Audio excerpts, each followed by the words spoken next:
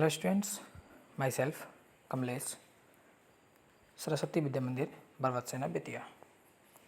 This is the 10th video for chapter 7 named as Climate and Adaptation.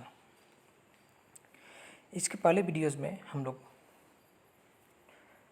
पढ़ चुके हैं environment के बारे में, यानी कि पोलर रीजन का इन्वायरमेंट और वहाँ पे रहने वाले जो इतने भी तरह के जीव जंतु हैं जैसे polar bear, penguins, seal, whale, इन सब के एडेप्टेशंस के बारे में हम लोगों ने जानकारी प्राप्त की।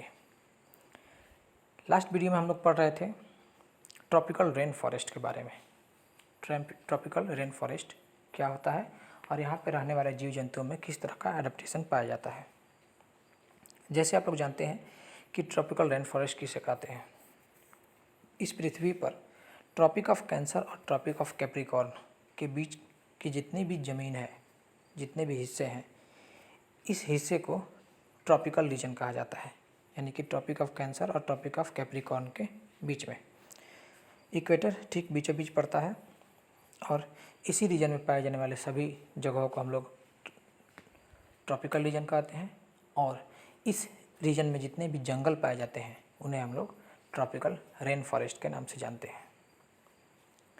तो सबसे पहले हम लोग जानना चाहेंगे कि ट्रॉपिकल रेन फॉरेस्ट का इन्वायरमेंट कैसा होता है। जैसे कि हम लोग जानते हैं कि ये रीजन पृथ्वी के बीचों बीच पड़ता है, यानी कि इक्वेटर के पास।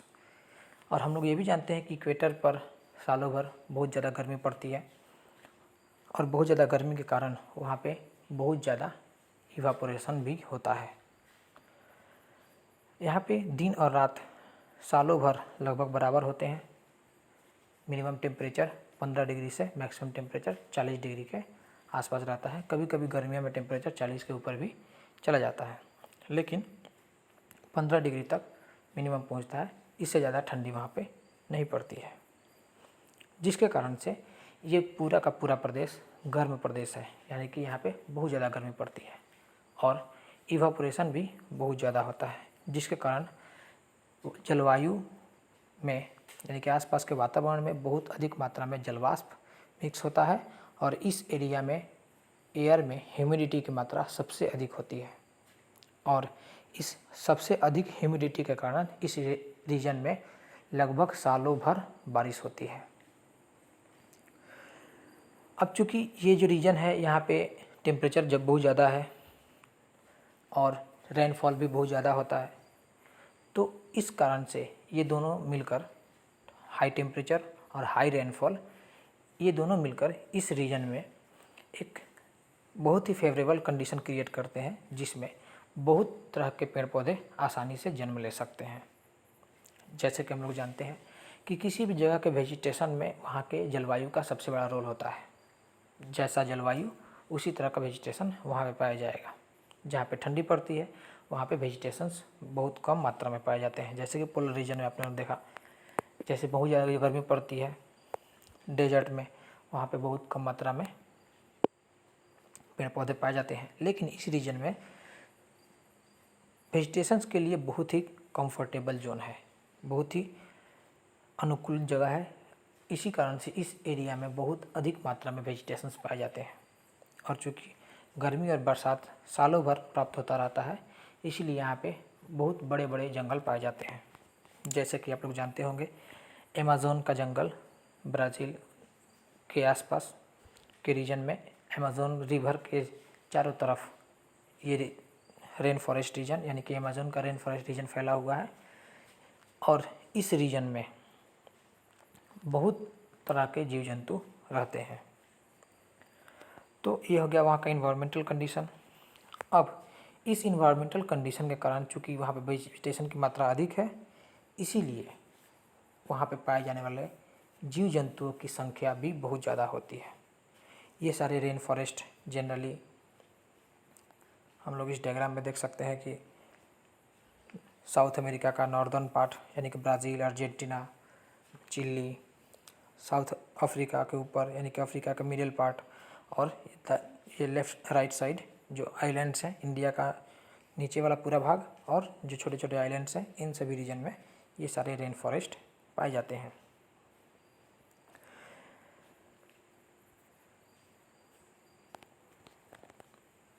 तो ये हो गया यहाँ के ट्रॉपिकल कंडीशन। अब यहाँ पे जो जीव जंतु रहते हैं उनको किस तरह के एडेप्टेशन पाए जाते हैं, उनमें किस तरह के एडेप्टेशन पाए जाएंगे। सबसे पहला बात कि इस रीजन में जो जीव जंतु या पेड़ पौधे पाए जाते हैं उनकी समस्याएं क्या हैं, क्योंकि समस्याओं के अनुसार ही वहाँ पे रहने वाले जीव जंतुओं के अंदर एडेप्टेशन भी पाया जाता है। जैसे कि हम लोग पोलर रीजन में देखा कि पोलर रीजन में रहने वाले जीव जंतुओं की 3 समस्याएं थी। नंबर 1, इन्वायरमेंट से खुद को रक्षा करना, दूसरे जानवरों से खुद की रक्षा करना और भोजन का तलाश करना। लेकिन इस रीजन में सभी चीज़ बहुत आसानी से अवेलेबल है। गर्मी बहुत ज़्यादा पड़ती है, भोजन भी बहुत अधिक मात्रा में है, चूँकि वेजिटेशन बहुत ज़्यादा पाया जाता है। इस कारण से यहाँ पे बहुत अधिक मात्रा में जीव जंतु भी रहते हैं। तो इनकी समस्या क्या है? इनकी समस्याएं 2 मेन है। नंबर 1, चूँकि यहाँ पे बहुत अधिक मात्रा में वेजिटेशंस पाए जाते हैं, इसीलिए बहुत अधिक मात्रा में जानवर भी पाए जाते हैं, अधिक मात्रा में जीव जंतु भी पाए जाते हैं, चाहे वो हार्बीवोरस हो चाहे कार्निवोरस हो। हम लोग जानते हैं कि पूरे पृथ्वी पर जितने भी स्पीसीज हैं, जितने भी तरह के जीव जंतु, छोटे से छोटे बैक्टीरिया से लेकर बड़े से बड़े हाथी तक, करोड़ों की संख्या में स्पीसीज हैं, जिनमें से 2/3 स्पीसीज इन्हीं जंगलों में पाए जाते हैं। एक संख्या के अनुसार लगभग 5 करोड़ इनवर्टिब्रेट्स कहने का मतलब ऐसे जीव जंतु जिनके शरीर में रीढ़ की हड्डी नहीं पाई जाती है। जैसे हम लोग का बैकबोन होता है, उस तरह का बैकबोन ऐसे जानवरों में नहीं पाया जाता है, जैसे सांप, केंचुआ, अर्थवर्म, इन सभी जानवरों में रीढ़ की हड्डी नहीं पाई जाती है। तो इस तरह के जीव जंतुओं की संख्या लगभग 5 करोड़ है। जंतुओं की संख्या नहीं, उनके स्पीसीज की संख्या लगभग 5 करोड़ है। यानी कि इसमें सब कुछ छोटे छोटे बैक्टीरिया, इंसेक्ट्स और इनवर्टिब्रेट्स शामिल हैं। और जो वर्टिब्रेट्स हैं, जैसे बड़े बड़े जानवर हो गए, शेर, भालू, चीता, इंसान, ये सभी वर्टिब्रेट्स हैं, इनकी संख्या भी बहुत अधिक है।